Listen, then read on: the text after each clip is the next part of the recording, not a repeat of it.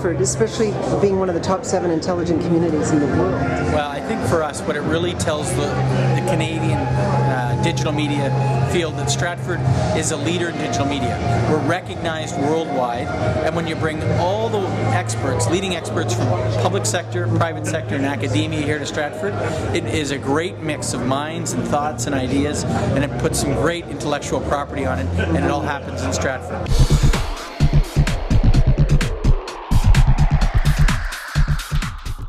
I'm Barclay Blair. I own a consulting company called Via Lumina, and we work at the intersection of law and technology. So issues like governance and compliance, information management, privacy are big for us.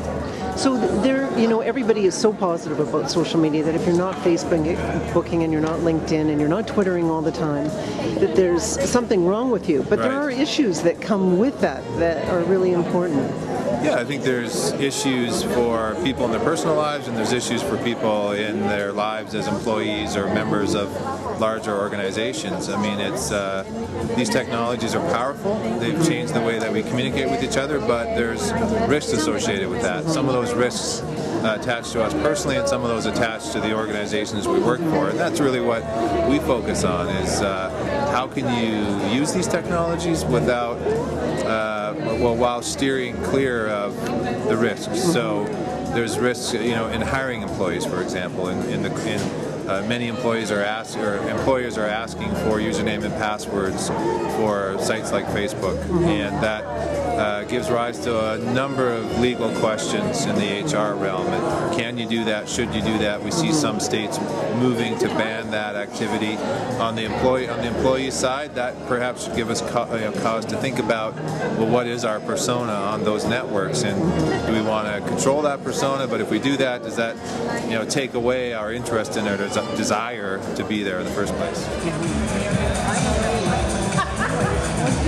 Essentially, we do audible name tags, which you can attach to your email signature, LinkedIn profiles, social networking pages, profile pages like About.me, and it's great for people who have hard to pronounce names, but also for enterprises who have a lot of cultural diversity and are interested in boosting their diversity score. So it's a very simple, useful tool. Also, a great email marketing product. So there's many uses for it. I mean, a lot of people see the value in terms of personal branding and being able to connect with people personally, because it establishes that personal connection without needing that face-to-face. Look at the Huffington Post. They take the best news from sources all over and they aggregate it so that myself, the consumer, I can get what I want quickly, and they understand my consuming habits. So you're talking about doing the same thing with your clients with social media. Can you explain how that works? Sure. So I'm Linda Brown-Gansert, and I've been working most recently on this notion of private networks and how people are grouping within groups. So the 583 friend universe is unmanageable, and a lot of research is showing that 6 to 10 of those people are actually your closest friends. So what sort of tools enable us to group our friends and differentiate them from our colleagues, differentiate them from our families? What sort of services help us mediate and also share what types of information, what's public, what's private? Do I really want to check in here and tell people that I'm out of town at Canada 3.0, or would I rather keep that private? And where's the toggle within the applications I'm using to let me choose whether that's public or private? Canada 3.0 is the country's leading digital media forum. And one of the interesting sessions was on cultural policy in a borderless digital world. And one of the speakers on that panel was Glenn O'Farrell, who used to head the Canadian Association of Broadcasters. Now he is head of Group Media, TFO. He had a lot to say about Canadian content. Well, I consider that it's something, Janice, that is so important to us. We just celebrated 30 years of a Canadian Charter of Rights and Freedoms, a charter that celebrates inclusion, diversity, and equality. That, to me, is our national identity. And our national identity, we promote it through media. We tell our stories through media. And if we don't have the capacity and the means in a digital world to tell those stories in the digital media environment, those stories are lost.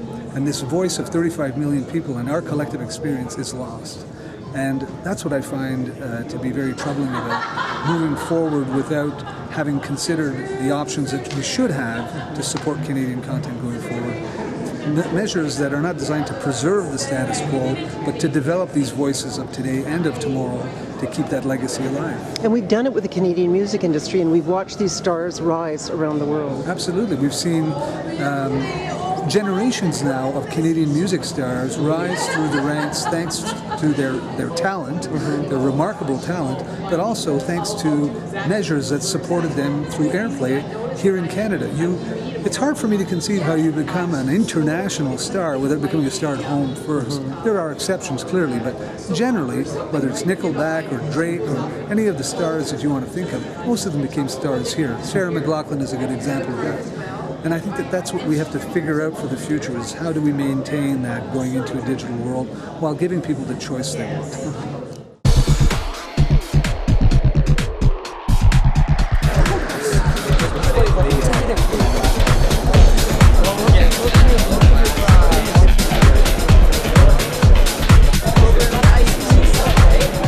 I saw that you had a tweet about working with the high school students. Did they impress you? Yeah, it was fantastic. I mean, they came up with some really good ideas.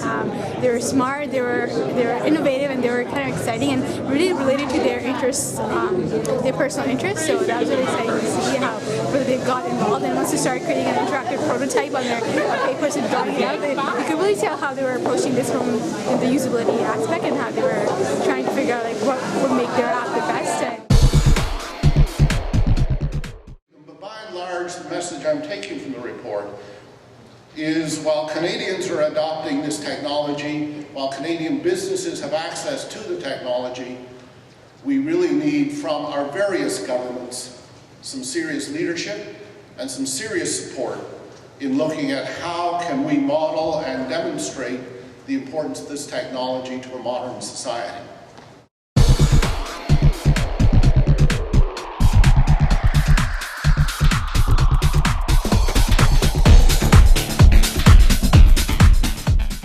Tell me how you've taken the Murdoch Mysteries and you've adapted it online in much smaller forms in your webisodes.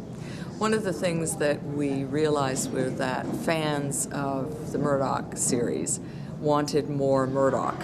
And so instead of just giving them the same content they would have on television, we decided to give them content that would sort of take that experience and amp it up or change it.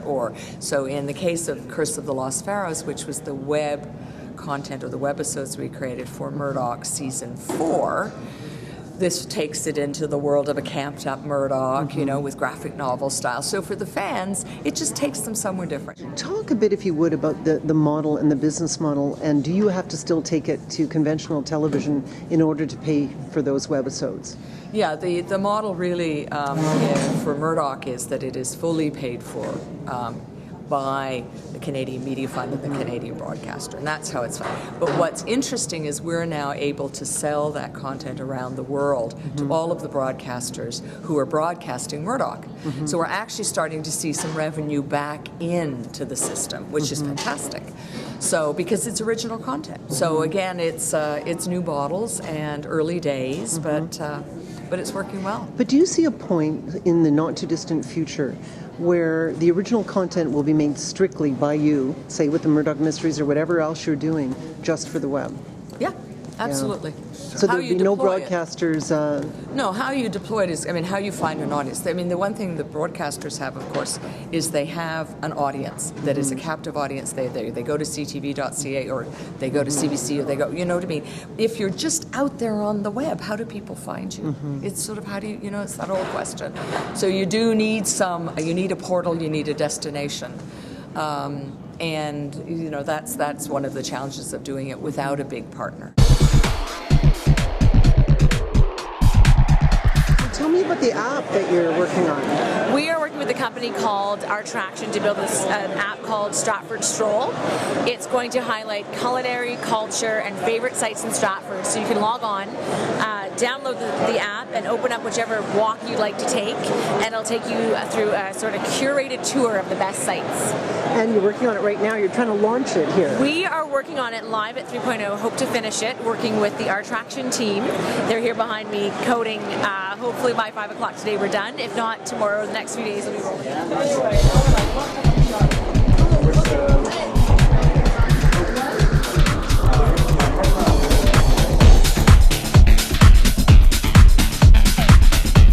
How have you seen this grow over the last 4 years? Well, it's been incredible. The first year it was kind of there was some people came, couldn't believe it. The second year was that was fun. I'm going to come back. Now it's people coming saying, I got to get to Stratford because that's where all the knowledge is. That's where the ideas are. That's where they're kind of charting the future. And for us, having the University of Waterloo Stratford campus here, we're going to have that 12 months of the year, every day in this community, and that's what exciting me the most. Do you think that there are a lot of ideas that come out of here that actually come to fruition after they leave the building? Oh, for sure. I just walked through the trade show area, and there's companies collaborating with companies. There's individuals from business finding people to help solve problems. And if we could find some way to do a matrix, that when this was all over, to look at the GDP generated from a conference like this, the ideas, the employment, the dollars spent on research and innovation, I think we'll be amazed at what it's going to be like now and what it'll be like 5 years from now.